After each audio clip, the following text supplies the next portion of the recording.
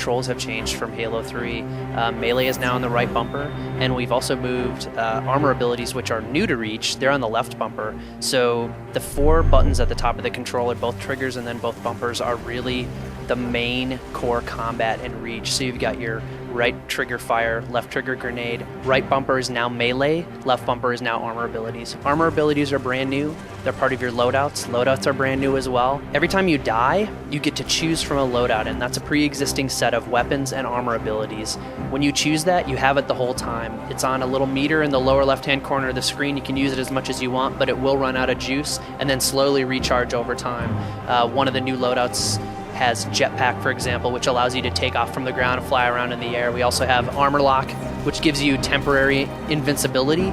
And then we have active camo as well, and sprint, which is a Spartan-specific armor ability. The elites also have a specific armor ability just to their race, and that's evade, and that allows them to move around quickly in the environment. The loadouts are very much designed and put together for the game types by the Bungie designers, so each one is specific to that game type in that playlist. So for example, if you play in the arena in the beta, you're going to be able to choose between Slayer, Slayer Pro, SWAT, a couple other things, and each of those game types have different loadouts. So SWAT, for example, you'll spawn with just the DMR and the Magnum, no motion tracker, no grenades, and sprint. So everyone has sprint. Now, whether they're customizable in the full game, that's something you'll have to ask us about later on. Game over. As you're playing the game, you're actually earning credits. When the game is over, you'll see an exit experience that shows you how many credits you've earned. You can go into the armory at that point. You can buy new helmets, buy new shoulder pads, buy new chest pieces, and it's all aesthetic. So buying a different helmet is not going to make you a better sniper, for example, or take more damage. It's purely cosmetic to make your player look the way you want him to look. We've got new weapons. So we've got the DMR, which is the designated marksman rifle. On the UNSC side, it's really good medium to long range. The Magnum is back and better than ever. You actually takes the same number of shots to kill someone with the Magnum that it does with the DMR. The Magnum also has a scope as well, similar to the Halo 1 pistol, but we've moved that range back a little bit, so it's more of a small to medium range weapon. Close call.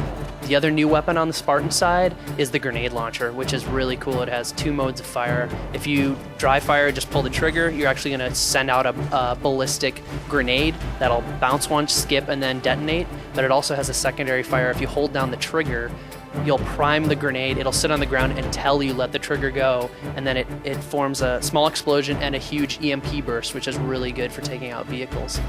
Now on the elite side, there's actually multiple new weapons. We've got the plasma repeater, which is the elite version of the assault rifle, but it tears through shields really quickly, and as it overheats, it starts to slow down in terms of its firing capabilities, but you can vent that by pressing the X button, which will actually not let you fire, but gets you back into combat pretty quickly. We also have the focus rifle, which is kind of a cross between the Sentinel beam and the beam rifle from Halo 2 and Halo 3.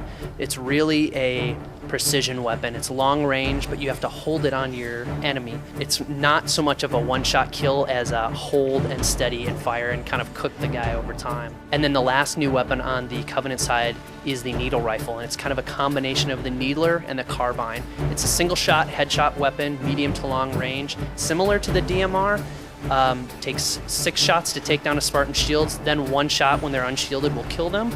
Or if you put 3 body shots in, it'll actually super combine like the needler, and a huge pink explosion will happen.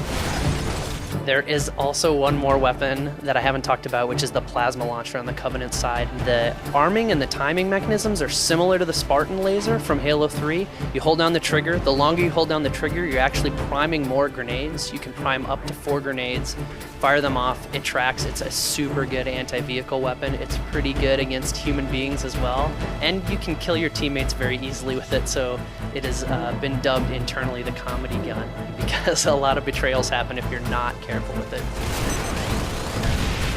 There's so many things we've improved from Halo 3. I think players are going to really have a good time playing it, and there's going to be so many things working behind the scenes that'll just make the experience awesome without maybe them even knowing why it's awesome, and have a good time and give us good feedback. Revenge. The Halo Reach beta is launching May 3rd on the 360. Your exclusive way into it is through Halo 3 ODST. Hope you guys have a good time.